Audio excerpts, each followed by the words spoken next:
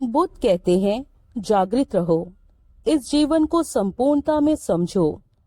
लेकिन पूरे दिन में हम ये कितनी बार देख पाते हैं कि हम जीवित हैं? हमें ये एहसास भी कि हम जीवित हैं तब होता है जब हम किसी को मृत देख लेते हैं, जब कोई हमारे आसपास मृत्यु को प्राप्त हो जाता है। तब हम थोड़ा जागते हैं और सोचते हैं मृत्यु के बारे में। तब भी हम जीवन के बारे में नहीं सोचते। और अजीब बात यह है कि मृत्यु दूर है, तब हम उसके बारे में सोचते हैं। जीवन साथ में चल रहा है, उसको ना हम सोचना चाहते हैं ना ही जानना। हमें ये पता ही नहीं चलता कि हम जीवित भी हैं।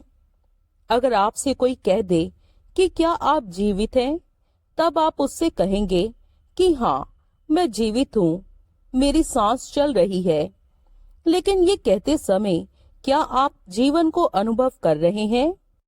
सवाल ये है कि जीवन का उद्देश्य क्या है। लेकिन जीवन का उद्देश्य पता करने से पहले हमें ये जानना पड़ेगा कि जीवन क्या है। अगर हमें यही नहीं पता हो कि जीवन क्या है, तो उसका उद्देश्य कैसे पता किया जा सकता है? चेतना के तौर पर इस ब्रह्मांड में दो प्रकार के जीवन हैं। पहला जीवन मृत चेतना है, दूसरा जीवित चेतना। आप एक पत्थर को लीजिए, उस पत्थर को मारिए, उसे गाली दीजिए, उसे प्रेम कीजिए या उसे आग में तपा दीजिए, वो पत्थर आपको कुछ नहीं कहेगा। अगर आपसे पूछे कि पत्थर में जीवन है, तो आप कहेंगे कि पत्थर निर्जीव होता है, उसमें जीवन नहीं होता। लेकिन पत्थर में जीवन होता है, लेकिन वो जीवन मृत रूप में होता है। उसकी चेतना मृत होती है। ऊर्जा उसमें भी उतनी ही होती है जितनी कि आप में। फर्क सिर्फ इतना ही है कि आपके पास एक मस्तिष्क है जो बाहर की तरफ क्या है ये समझने और बताने में सक्षम है।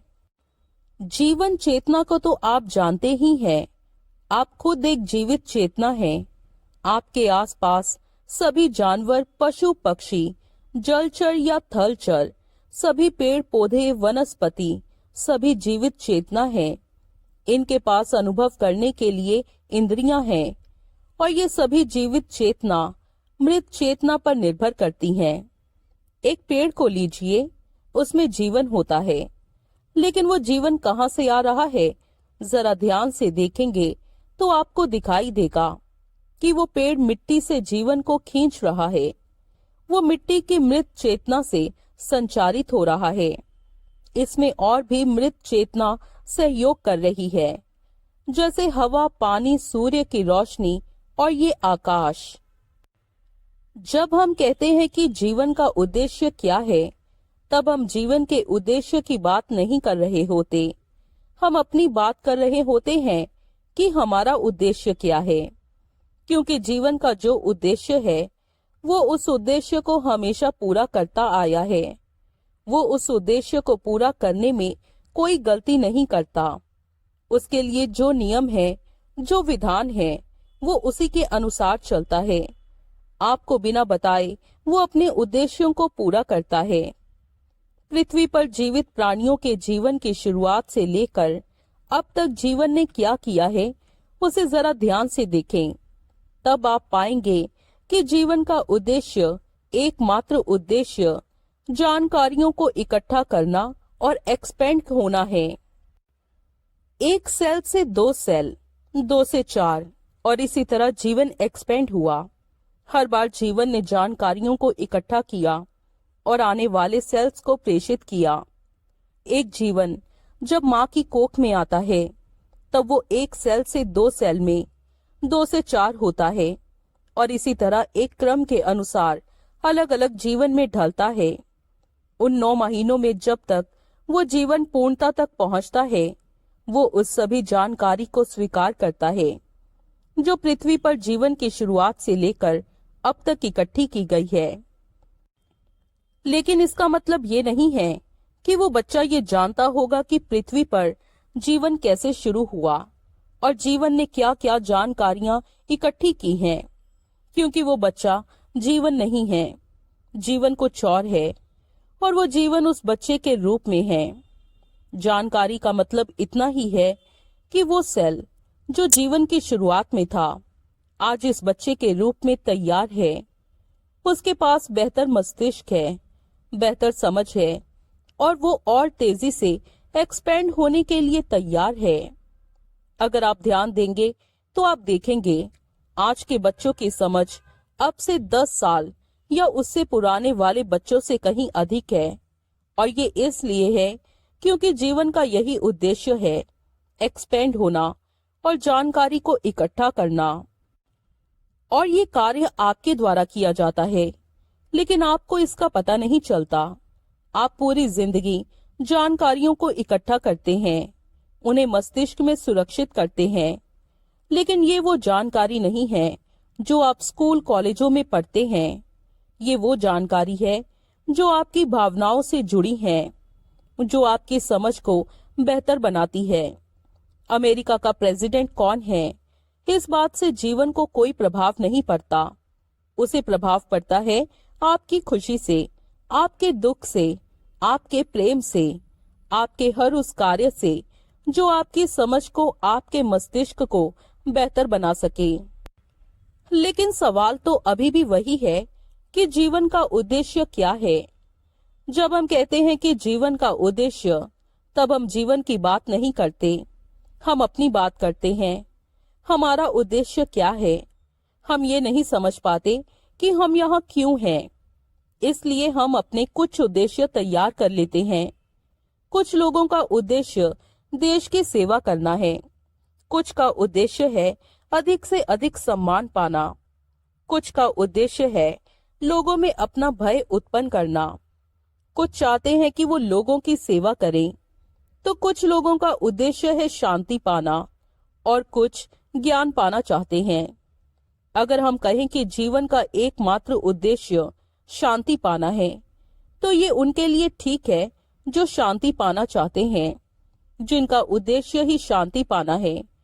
लेकिन जिनका उद्देश्य IAS ऑफिसर बनना है, जिनका उद्देश्य है प्रधानमंत्री बनना, जिनका उद्देश्य अधिक से अधिक पैसा कमाना है, उनके लिए ये सही नहीं है। आपका उद्देश्य क्या होगा ये आप ही तय कर सकते हैं। और ये आप कैसे तय करेंगे? ये आप तय करेंगे अपनी समझ के अनुसार।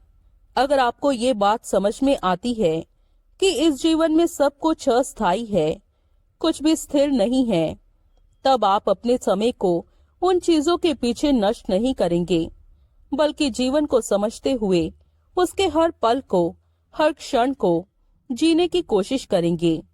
और ये जानने की कोशिश करेंगे कि आप कौन हैं, आपका अस्तित्व क्या है। क्योंकि जो जीवन है उसने आपको धारण किया हुआ है, लेकिन वो जीवन केवल आपसे ऊर्जा की प्राप्ति करता है ताकि वो संचालित हो सके। आपकी स्थिति कुछ ऐसी है जैसे कि शराबी पूरे नशे में हो, उसके कदम भी ना उठ रहे हो, और कोई दूसरा व्यक्ति उसे पकड़कर उसके घर तक छोड़ देता है। तब वो शराबी व्यक्ति होता तो है, मगर उसे संचालित वो दूसरा व्यक्ति ही करता है। इसी प्रकार आपका मन आपको संचालित करता है, और आप एक शराबी व्यक्ति की तरह नशे में रहते हैं। आपका उद्देश्य क्या है, ये आपसे बेहतर कोई नहीं जानता। अगर ये शांति पाना या ध्यान पाना है, तो ये बेहतर है। लेकिन अगर ये कुछ और भी है, तो भी ये बेहतर है, क्योंकि आपकी समझ अभी यहीं तक पहुंची है। एक छोटे बच्चे का उद्देश्य उसके खेल खिलौने तक ही होता है, लेकिन जैसे जैसे वो बड़ा होता है, उसकी समझ बढ़ती है, उसके उद्देश्य बदल जाते हैं। हमारे उद्देश्य हमारी समझ का ही खेल है। बुद्ध अपने शिष्यों को ध्यान का मार्ग दिखाते थे। वो शीलों के आचरण पर विशेष ध्यान देते थे, क्योंकि वो चाहते थे कि कोई भी अपने जीवन में व्यर्थ के उद्देश्य निर्धारित ना करे। और ये तभी संभव था जब व्यक्ति अपनी समझ को बढ़ाए। बुद्धा के पास अनेक व्यक्ति आते थे जो बुद्ध से पूछते थे कि जागृत होकर क्या करना है, जागरण से क्या मिल जाएगा।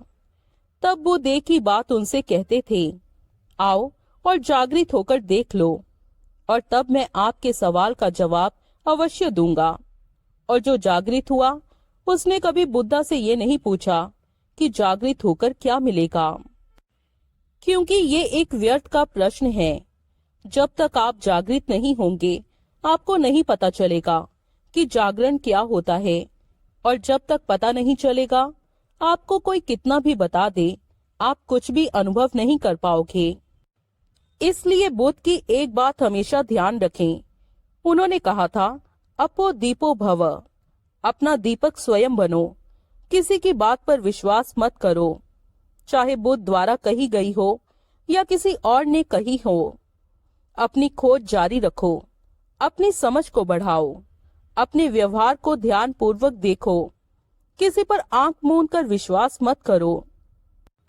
सभी ज्ञानियों ने अपने ज्ञान की किताबें लिख दी और कहा, मैं जो कह रहा हूँ वही सत्य है, इसके अलावा कुछ मत सोचना और कुछ मत बोलना। केवल बुद्ध ही ऐसे हैं जिन्होंने कहा, मेरे कहे पर भी विश्वास मत करना, स्वयं से जानना तब ही मानना।